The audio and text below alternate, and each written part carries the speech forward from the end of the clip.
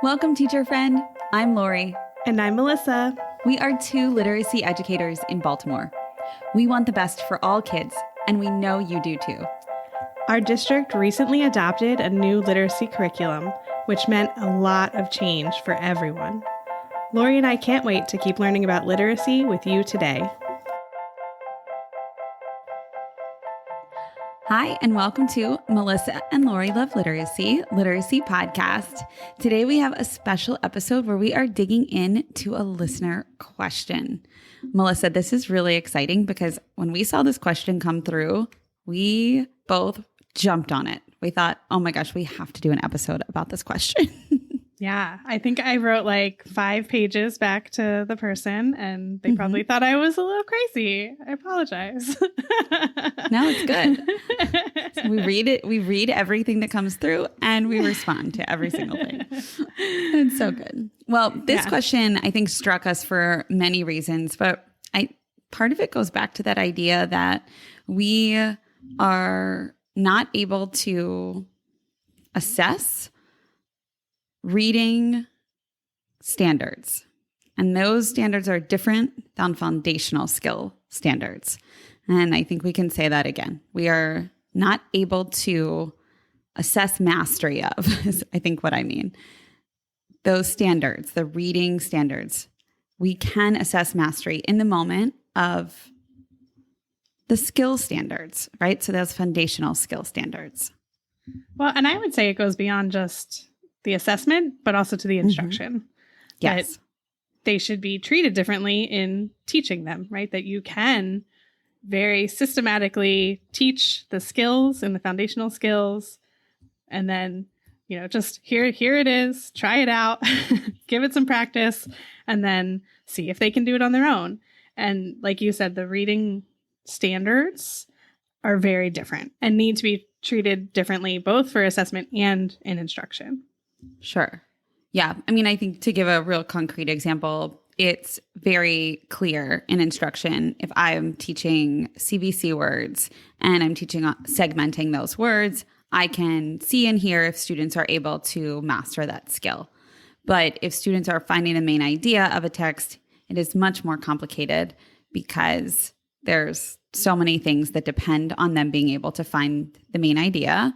For example, their knowledge of the topic, the syntax of the text, the vocabulary. We could go on and on. But those factors really play a critical role in students' understanding.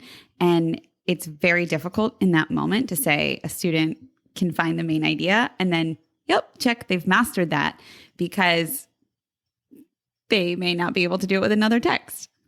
Right. What do you think about that? Well, I want to pause this for a second because I feel like you we always jumped do. Right into the deep end of this. And I just want to bring it back to what was the question that our listener had that we were excited to hear. So, we always do have a really good plan to start there. So, and then we say what we're talking about and then we just go. We go. We're already talking about it, but very specific. I loved the specificity of this person's question because that's what made it really fun. What they were asking about was, they have a curriculum and they know what you just said, Lori, right? Is that, and what we've both been saying is that these reading standards, or any of the standards around reading comprehension, I should say, are more complex and should be treated differently and should not be treated as isolated standards. But then she said, I have an objective every day. I have to have an objective on my board every single day, right? The curriculum comes with an objective every day. So how do my leadership in my school, they're looking for an objective every day. Right. Yeah. So if my objective that's in my curriculum says I can state the main idea of a section of the text, what do I do with that if I know that best practice is not to treat it as an isolated skill or standard, right? That's what blew me away, was like, this is such a good question. Right. And that's where I went directly to assessment, because if our objective is connected to the goal of the lesson, which then is connected to the assessment, I think I was picturing this educator having an objective up that says, I can find the main idea of a text. And then the exit ticket would have students finding the main idea of a text, right? And then that would be either yes, they can find the main idea of a text, or no, they can't. And so I think like this conversation is not only really important to have, but it's ongoing and it's way bigger than what we are talking about today.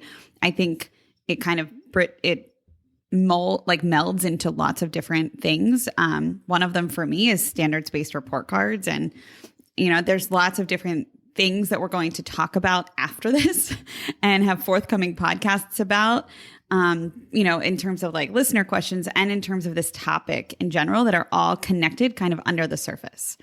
So I know that, Melissa, you brought up this idea because I love the idea of starting at the objectives and starting in the beginning. And, you have this very specific question. We have this very specific question from a listener. What are your thoughts on, helping this teacher kind of process the trickiness of this objective situation?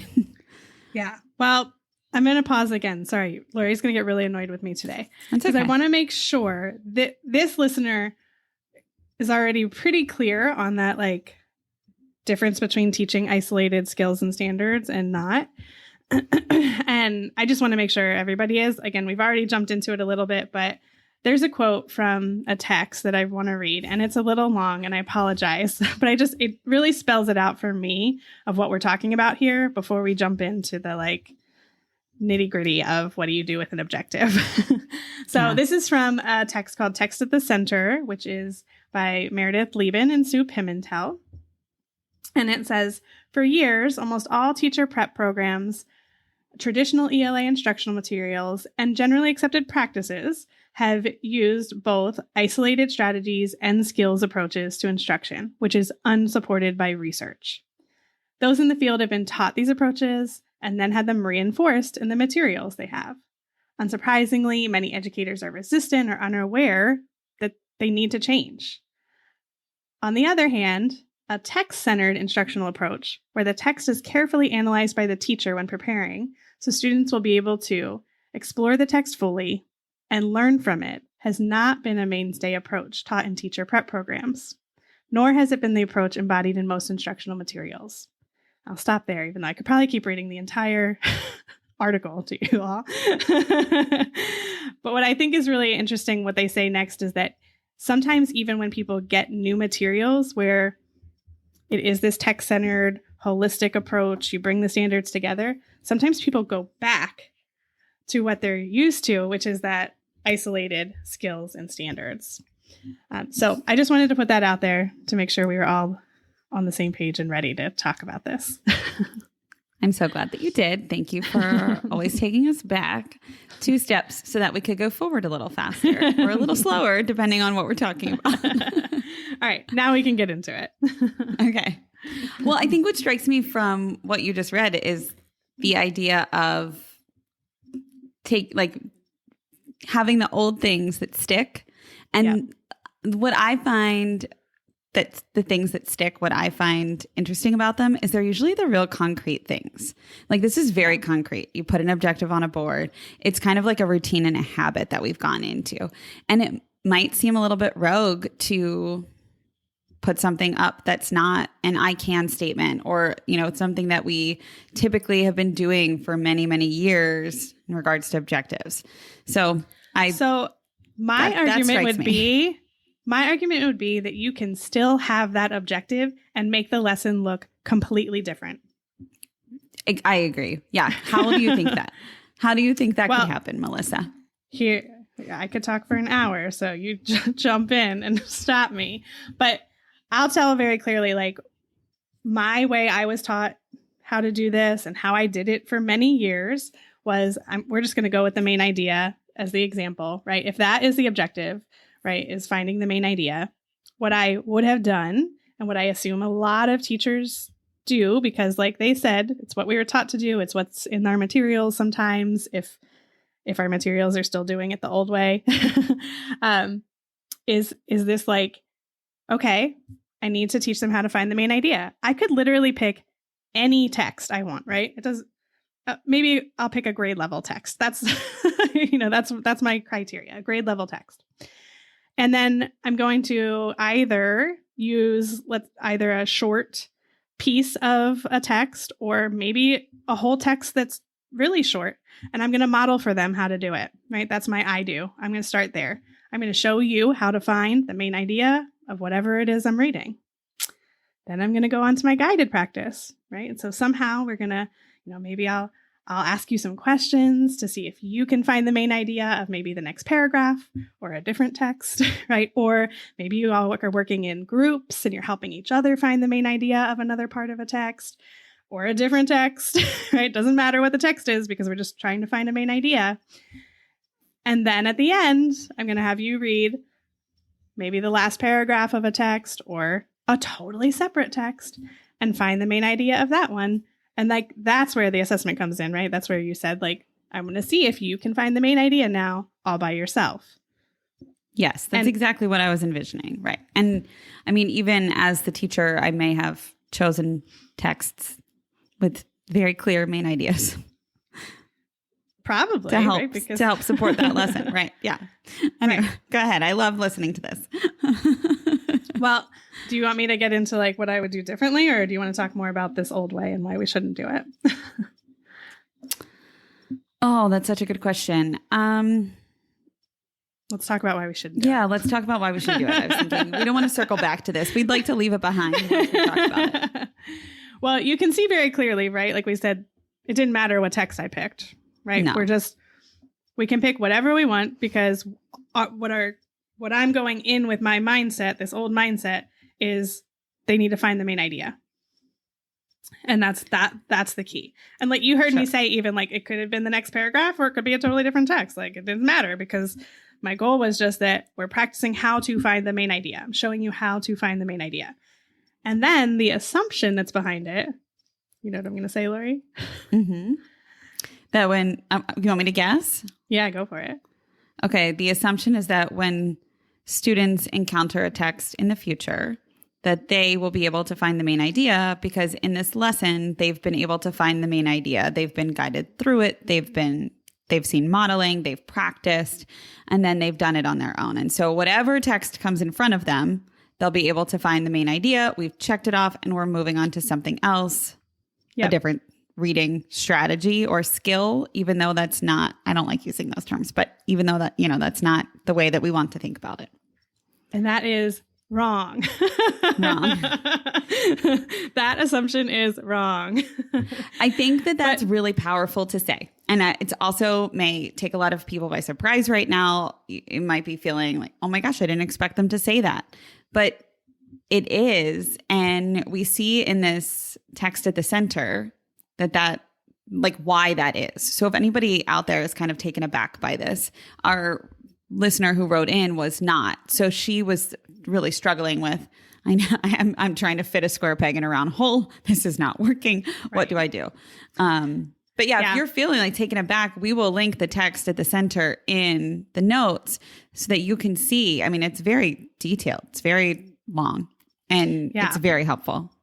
So in text in the center, what they also say is that this strategy, the way that we just described it, used to work when our tests were designed in the same way. So that the tests were the texts that were used on those assessments were these made up stories that had a very clear main idea, probably the first sentence. So it kind of worked, right? But they said they weren't really comprehending. They weren't really reading. We were just kind of all playing this assessment game, right? We were teaching them how to do it for this assessment.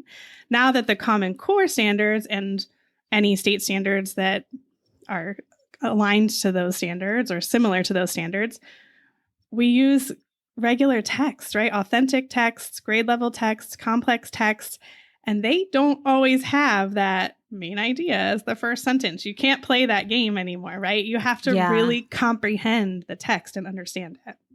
Yeah, I want to pause you for a minute because even in my brain, when we had that conversation of what was the old way and what is the new way, and I don't even know if old and new is the right way to say it, but I'm going to say that for right now so we can all be very clear. The way that we used to do it and the way that I pictured it in my mind as you were speaking was when I was teaching main idea, and I had those multiple examples, right? So I was the teacher modeling it. Then I had students practice. Then I had students practice independently. I was imagining little slips of paper with snippets of text on them. I was picturing it. I wasn't picturing a book. I wasn't even picturing an excerpt from a book. I might have copied this out of a workbook or, a random text. Or I remember back, before Common Core style tests, we used to have like test prep books or that we used to just, right. Or we used to use the, like, whatever benchmark test the district was giving. We would use those, the old little texts that were in those. We would use those as practice, right? Like we just use these random texts. Right. And now what we're doing is we're giving students the opportunity to read authentic, grade level, complex texts that are worthy of reading multiple times, reading, rereading, digging back into lots of vocabulary, lots of exposure to different types of syntax and structure. And we're doing that in service of students finding the main idea, right? So they're going to, we're not saying students are not finding the main idea. Students are finding the main idea, but that's not the main focus. The main focus is the text. And in fact, I would argue like they are finding the main idea to help them understand the text so then they can do even more with the text and, try and understand it at an even deeper level beyond the main idea. Right. And it's a more authentic experience. And learn from it. Yes. It's authentic. They're learning from both the text and the experience of digging into it. And I just think that it's the way that we can build knowledge for students too. It helps them to acquire more information from the text and build their knowledge. It makes me think of what Hugh Katz said recently in a podcast, which is the 3 factors that impact reading comprehension, right? It's the reader, the text, and the task. And nowhere in there does it say the skill for finding the main idea, right? It doesn't have skills because skills is an underpin of those 3 main components. Right. Absolutely. All right. Where do you want to go now? Should we talk about the new way or the way I would do it now? Yes. And I think we need to define the way you would do it now is based on Common Core standards, is based on what research says. It's not based on an assessment that is given to students to find their grade level to find. It's not based on an assessment that we would give to all 5th graders. Yeah. Is that right? Yeah. In fact, I would say that I think the assessment part is still the messiest part of all of this. I agree. That's why I started it with assessment. And I said, we need to talk to someone who can talk to us about assessment. Yeah, we started with Leor's, right? So intertwined. Yeah. I mean, it's just messy. It's messy. But I can talk about what I think instruction can look like, where you can still want to identify the main idea of a text, right? That's still the goal, but it can look very, very different than what we said before. I think that's important because I think, we're not saying totally don't teach main idea, trash main idea, never say main idea in your classroom. No, we're saying it's really helpful. It's still important for students to be able to find the main idea. We know as adult readers that we need to find the main idea. We know as adult consumers of information that we find the main idea in lots of things that we read. It's doing it in a more authentic way and a way that is servicing students for their lives instead of for the moment. And that's kind of how I picture it. Right. All right. I'm going to dive in. You pause me at any time if you want to ask questions. Okay. But so this is how I reimagined this lesson. And I picked Martin Luther King Jr.'s speech, the I Have a Dream speech, because I just like everyone knows that, right? So then I feel like that's a solid text. But again, I'm choosing a speech on purpose, right? It's not any text. I have this text in mind that I want my kids to read, understand, and get the main idea.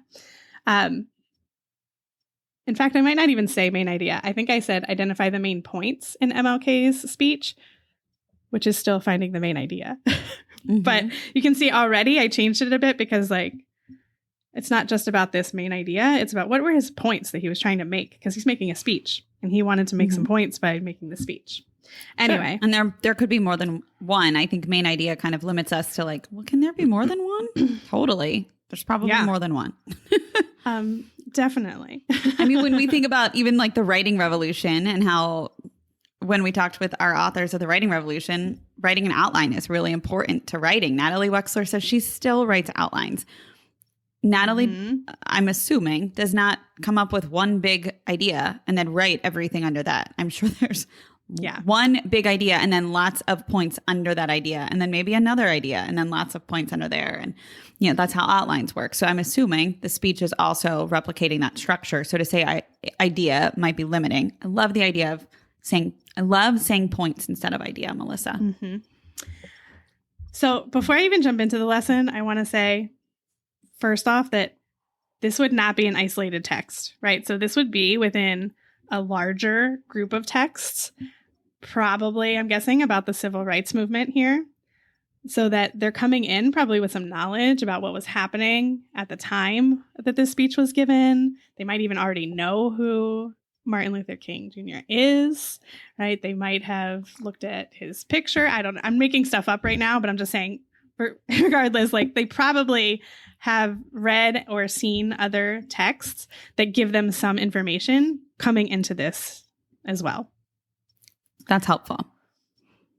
But I would even start this lesson with some context about that particular speech, right? Because I want this is a real text, right? This is not some made up story that someone made for an assessment, right? This is real.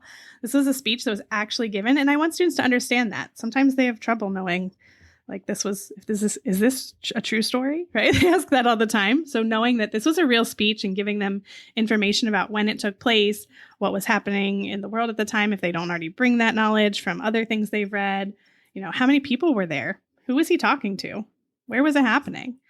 You know, just all of that, making this text real, right? Now it's more about this text than it is about main idea. Mm-hmm. And just to connect to what we said earlier, it's authentic. It happened where, you know, students can feel connected to it in a way that this actually happened in our history. Yep. I would probably, for this text, read the speech aloud because it is a speech. So, you know, that's another thing I would want them to hear it actually read aloud. Potentially have them listen to the actual speech, if, you know, parts of it, so they can hear Martin Luther King Jr. actually saying those words, right? So again, making it real. Where the lesson would actually come in from, and it doesn't have to go this way, right? This is just one way to do it.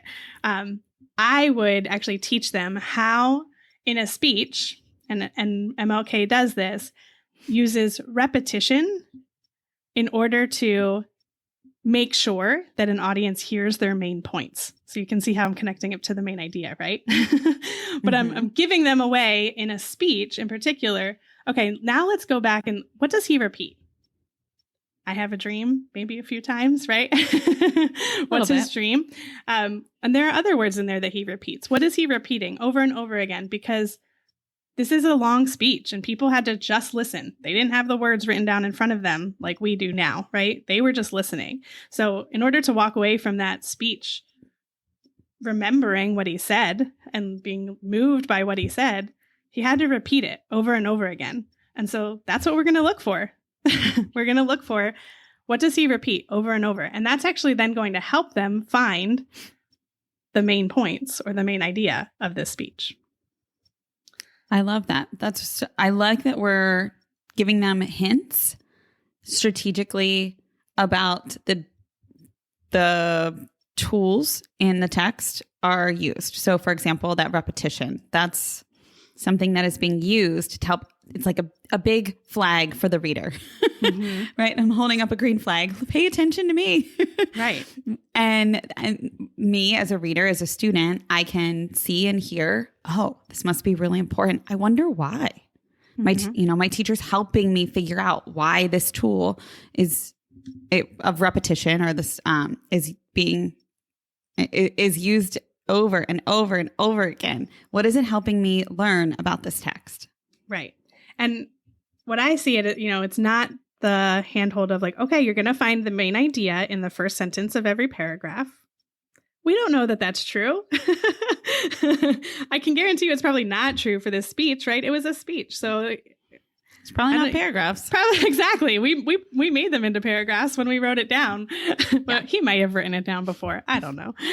He was a great writer too. So could have. But regardless, right? He didn't write this thinking, okay, I'm going to put my main idea in the first sentence of each paragraph. Right? He didn't do that. So you're giving them another way of understanding a text, not finding a main idea of a text, but knowing that, hey, sometimes when I hear things repeated, that's probably a really important idea that the author wants me to take away from this. It might not happen in every text, but it's still something I might want to look for as I'm reading complex texts. Absolutely. And then I'm picturing students talking about the main points in the text, doing a lot of work with this text, and then even going on to use this text in different ways after the fact. So this text is not like a one and done. They're going to do more with it after they have this initial understanding of the main points. To me, this is a really big like entry point. This is like, I mean, even finding the main idea, finding the main points in a text, it's kind of just like what's happening in this text. And that's an initial understanding. We obviously want to go a lot deeper in the text. We've talked about this before. The texts that we choose are worthy of that deep study of rereading and discussion and, writing about. So I think that there's a lot more we could do with this text. And that to me is also what strikes me as the kind of like new and old way, the differences. This quote, new way is providing lots of opportunity to work with a text because it's worthy. Yeah. And I think what you just said is really important because at the end of this lesson, I might still ask them to write down the main points. I think I kind of wrote down like a more clever way to do it, which was to like write a headline as if you're a newspaper reporter, because like a newspaper reporter might actually be at that event, right? And so that's a way to get the main points in one sentence. But regardless of how you do it, whether it's a clever way or you just say write down 3 main points from from his speech, you're still getting information as a teacher. But what you're getting instead of, again, the old way, like you said, was the mindset was, okay, they can find main idea because they found the main idea in this speech.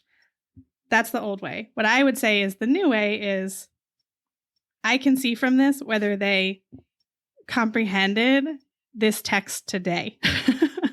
Right? I know whether tomorrow, when I want to dig in more around the figurative language that he uses, whether or not they had a basic understanding of the main points. Right?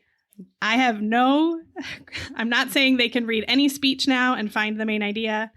I'm just saying for tomorrow's lesson, I know they have a basic understanding and we can keep going. Or I need to like pause and do a little something before we go there. Yes, that's so important. That right there, I would like to put on replay. Maybe our editor can replay that for editing purposes.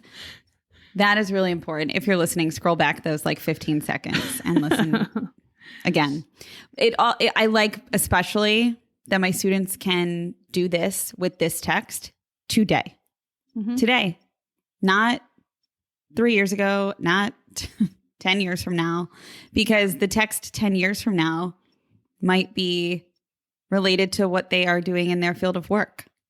And it might be much more complicated. And they might need to sit with that text and read it 6 times. They might be in a college course learning about Western civilization, and maybe they have no background knowledge about Western civilization, and they're trying to understand what's going on or in the text, but they have nothing to go on. They have no knowledge of it. So they're trying to comprehend this text and find the main points, but they don't know much about it.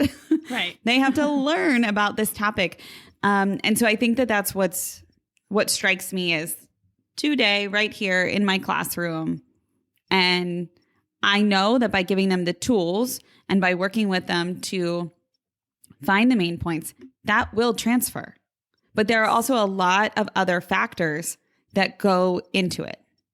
So we've talked about a couple of them, right? And I don't think we're here to go into detail, but the one thing that I'm looking at right now that is striking me about what you just said, I'm making the connection to The Active View of Reading by Duke and Cartwright, whereas students are today maybe feeling really motivated and engaged by the topic in this classroom, right? They're having good strategy use. They're recognizing words. They're thinking about vocabulary. We're helping them do all of that.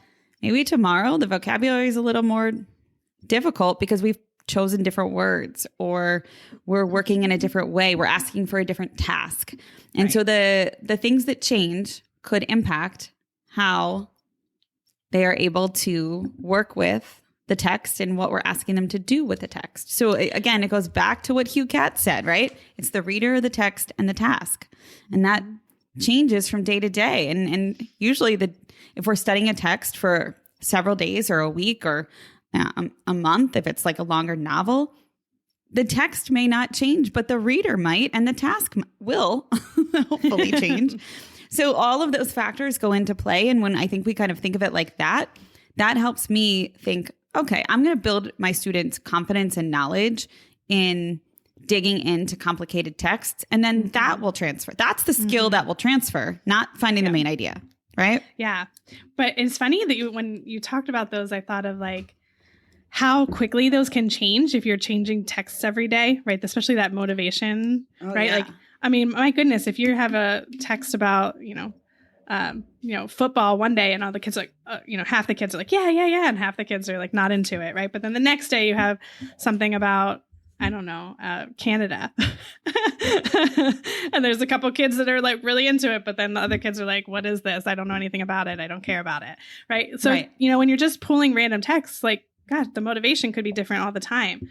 But what I've heard so much from our wisdom teachers, especially the ones we've had on the podcast, right, is that, even when you get a topic that maybe you're not that into, right? Like I always think of the Middle Ages. It's always my first one. And I've said is that the one times. that you're not that into?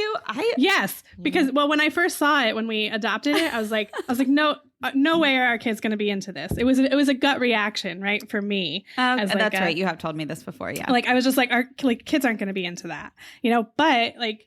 And I am sure I'm not the only teacher that had that reaction. Yeah.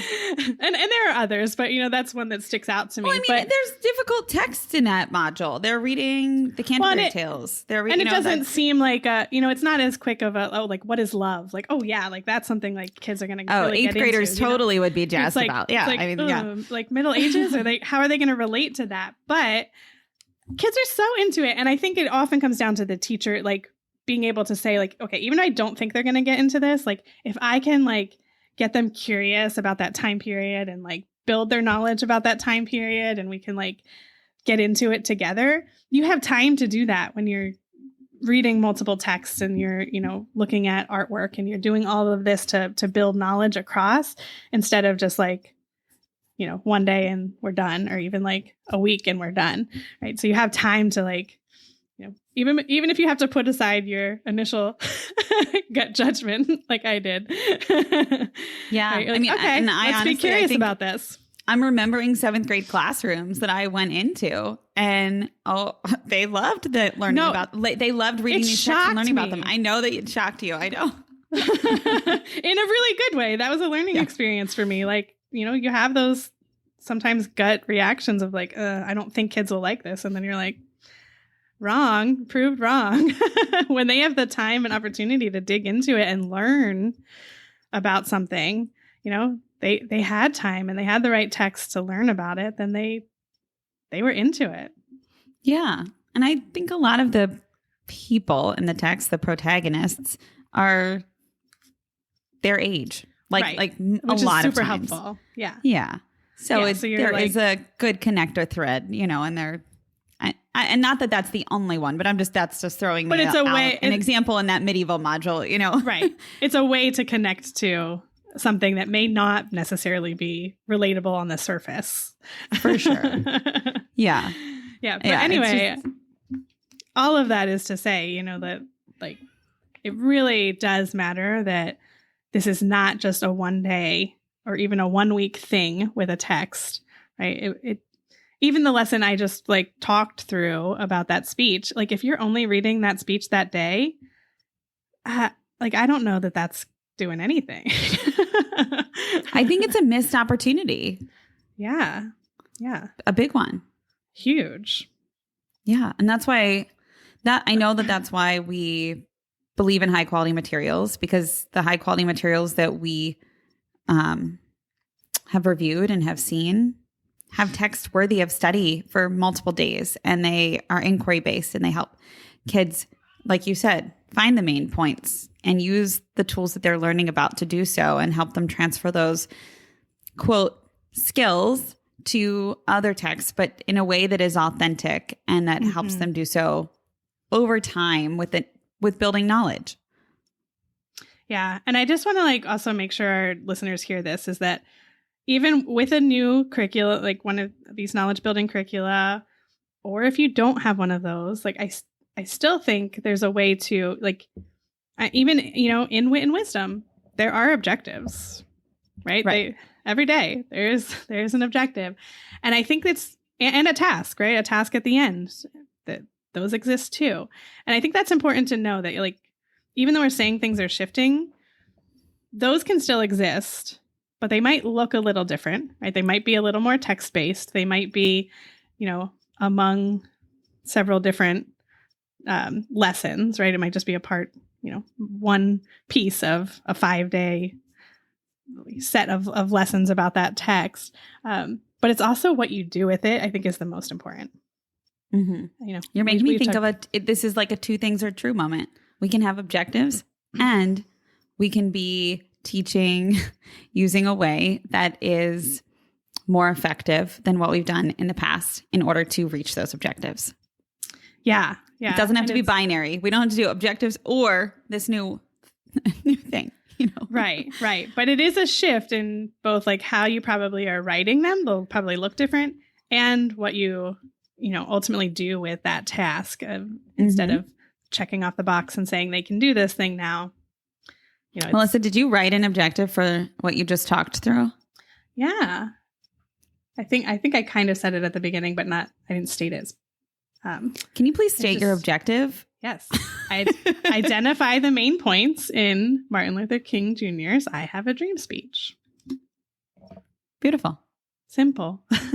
Very simple. But again, it wasn't that I went through and showed them how to find the main points of some other speech and then, oh, now this is how you find a main point here. Okay, now you're on your own to find the main point of this speech. Right? Like it was about this speech, that the lesson was about the speech. Yeah. I think what's tricky about that is sometimes, even though 2 things can be true, like you said in the very beginning, it is really hard to leave practices behind that may be ingrained in us. I mean, I'm just... Yeah, I did that for 10 years and then learned a new way, and sometimes found myself going back, and because the old way is still visually there on the board and objective. And it's really hard to make this shift and to make this change, which is why I think the high quality materials are so helpful, because they are supportive in that. Yeah. And I always say, like, you don't know until you see it. Seeing is believing. And that is the most helpful tool that I can recommend. Like if you're out there listening and you're thinking, how do I do this? Get a free sample, ask to see high quality materials. That is the way that we learned. And I think that's the most powerful way to learn, is by seeing an example of it. It's really difficult to think to not have high quality materials and then try to do this process. Absolutely. I 100% agree with you. Yeah. I think something else that just struck me was the gradual release of responsibility, and that the role that it plays. Yeah. We were so focused on that. I was like, we might need to have a whole nother podcast episode about that at some point, because it works so well when you're talking about skills, right? It is very clear, very easy, very simple. Even I feel like I did some lesson at some point about like riding a bike, right? And you can use the same, right? Like I'm going to model, show you how to ride this bike. Then I'm going to like hold your hand as you do it with your training wheels on, and then we'll take them off, and then you'll do it on your own. It makes so much sense, but it just doesn't work the same way for reading comprehension. And I'm not saying there is no modeling ever, or there's no guided ever, right? Right. No, those things exist. Yes, but it's not that same linear, okay, I'm just going to show you how to do it, then you do it. No, I visualize it. I don't visualize that as a line. When I visualize it, when we were working I think you drew this before, didn't you? Many years ago. Yeah, it's like I visualize it like a tornado. Yes, like I remember. Yeah, and that's what that was my visual that I used. I was like, it's very messy, and you're going around and around and around and around. You're spiraling around like a tornado. This is not a linear line, but it is the way that our brains process information. I don't know anyone who gets on the bike, takes the training, rides with training wheels, and then like the next day goes back out, takes the training wheels off, hops on the bike, and is like, cool, I got this. Right. You have to fall off a few times and go round and round, practice, and then go for it. But it is certainly not linear. And I don't even know that the gradual release was meant to be linear. Like, I wonder, is that the way that just like Sue and Meredith said in episode 37, is it the way that we have interpreted the gradual release over time? Like, just like they said about the standards, like, is it the way that we kind of have made these standards into something that they weren't meant to be, like skills to be mastered over time? But that's why I think they even said it there, like that can work for the foundational skills, right? That can work when you're just like, okay, now you got this letter sound. Great. Now it's probably going to, just like riding a bike, any bike you get on, you'll be able to ride that bike, right? Anytime you see that letter, it will make that sound. Not anytime. You know what I mean, though. Anytime in a certain way, it will make that sound. But it really matters much more with the text here, right? It's like, even for when you're looking at a text thinking, okay, what part of this specific text do I need to model? What part is tricky in this text? It might not be the first part. It might come at the end of the text. And maybe that's where you need to stop and model, because something is just really tricky and hard at the end of the text. And that's where you need to show them how to think through it.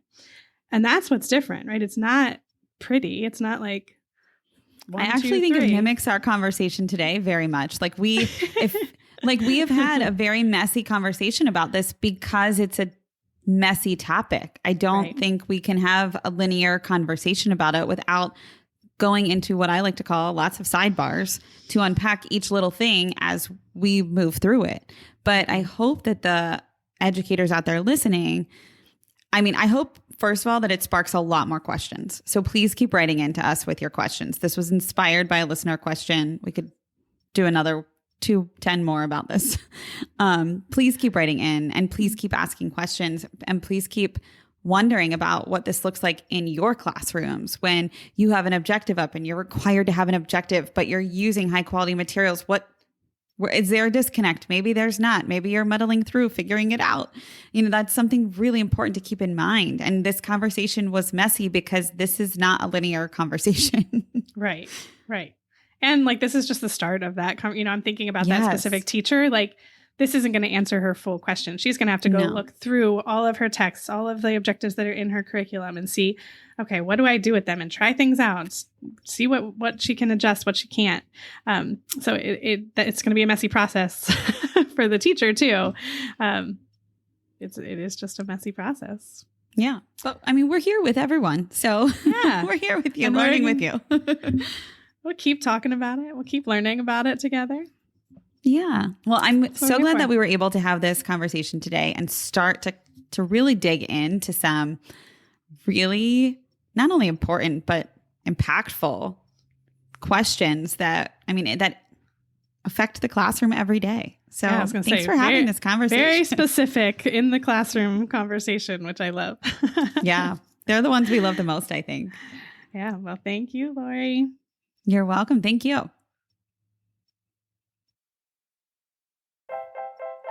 Thanks for listening, literacy lovers. We release a new podcast episode every Friday and share more resources in a newsletter on Tuesday. Sign up for our newsletter at literacypodcast.com. Each week, you'll receive important information, resources, and connected content. We're excited to create a space for community discussion about our podcast. We want to connect with our listeners and support you in answering your questions. But we also realize there are a lot of other educators out there who have great advice and experience too. Let's keep learning together in our Melissa and Lori Love Literacy podcast Facebook group, and be sure to follow us on Instagram and Twitter. If the content in this episode helped you, share with a fellow educator and teacher friend. Our Literacy Lover community welcomes educators at every stage of their learning journey. We're so glad you're here to learn with us. The views and opinions expressed by the hosts and guests of the Melissa and Lori Love Literacy podcast in this episode are not necessarily the opinions of Great Minds PBC or its employees.